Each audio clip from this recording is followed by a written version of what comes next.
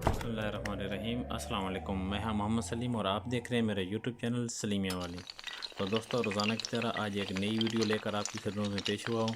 तो मैं उम्मीद करता हूँ आपको मेरी वीडियो पसंद आएगी। तो चलते हैं सवाल की तरफ। तो दोस्तों, मेरा सवाल नंबर 1 है, सूरज पर सबसे ज़्यादा कौन सी गैस पाई जाती है? इसका जवाब है हाइड्रोजन गैस सूरज पे सबसे ज़्यादा पाई जाती है। सवाल नंबर 2, इंसानी जल्द की कितनी तह होती हैं?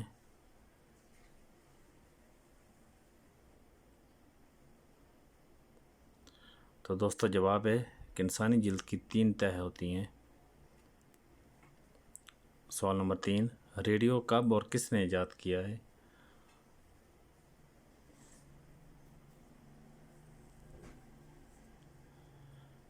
जवाब है 1901 में इटली के मार्कोनी साइंसदान ने रेडियो ईजाद किया है। सवाल नंबर 4, चांद एक साल में ज़मीन के गिर्द कितने चक्कर मुकम्मल करता है?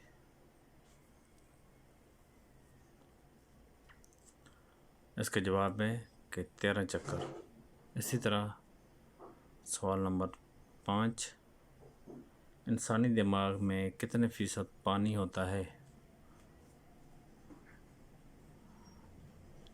तो दोस्तों, इंसानी दिमाग में 90% पानी पाया जाता है।